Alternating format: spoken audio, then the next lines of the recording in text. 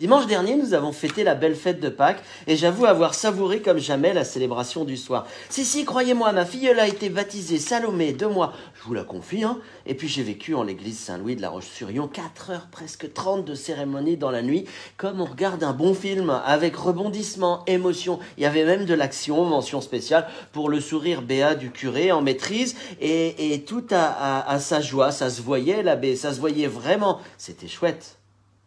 Ah ben, tout à cette allégresse, Pascal, je parcours la presse à la recherche d'un sujet pour ma chronique et me voici redescendu au sous-sol, direct sans amortisseur, à la lecture du journal Ouest-France de dimanche. Ben oui, fallait bien dans ces temps de félicité un petit tir en règle de mes amis de la presse sur l'église. Ça mange pas de pain dans la période, puis ça fait toujours vendre. J'attends du coup la même capacité de rebond honnête au moment de la fin du ramadan. Bref, entretien exclusif avec Geneviève Descrope. Gros titre du quotidien, sans les femmes, l'église s'effondre. Et pour cela, on va chercher la caution morale d'une sociologue. Alors vous le savez, comme moi aussi je suis sociologue des médias, c'est vrai, il n'y a pas de raison, je me suis dit que j'avais le droit de porter un regard critique sur l'entretien avec celle qui a participé à la commission d'études sur la place des femmes dans l'église. Bon, la base, quand on est journaliste, ce sont les faits. Et les faits, c'est que cette commission est en fait la fusion de 2 associations, le comité de la jupe et toute apôtre, plus quelques individualités.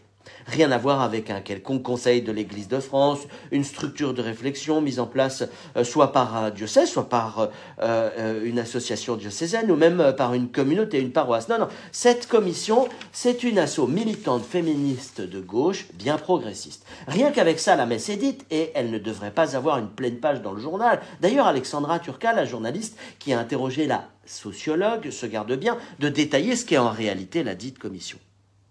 Vous savez quoi, la charte des journalistes de Munich de 1971, la Bible des journalistes, elle stipule qu'un bon professionnel doit s'interdire le plagiat, la calomnie, la diffamation, les accusations sans fondement, etc. Tiens, à ce propos, Geneviève Descrope, quant à elle, elle est libre d'évoquer, je cite pêle-mêle, la colonisation de la hiérarchie catholique par les hommes. Les femmes qui ne peuvent pas célébrer la messe sans un homme, c'est quand même fou. Je cite. Après, je vous épargne les poncifs, sacrée culture générale tout de même. Pour le coup, la réponse du professionnel des médias, elle est simple. La forme de l'entretien permet de se cacher derrière un tiers plutôt que de faire un travail de fond. C'est un travail de feignant, quoi. Bref, par exemple, on aurait pu clarifier avec d'autres sources, l'épanouissement des femmes dans l'Église comme religieuses, laïques consacrées, laïques en mission ecclésiale, et il y en a d'ailleurs dans les laïques en mission ecclésiale très haut placées, ou la place de certaines paroissiennes.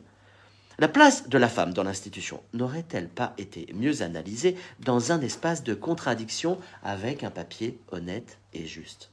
Sauvé par l'interview plutôt que de se donner du mal.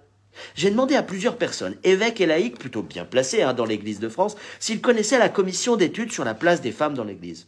Non, personne n'en a jamais entendu parler.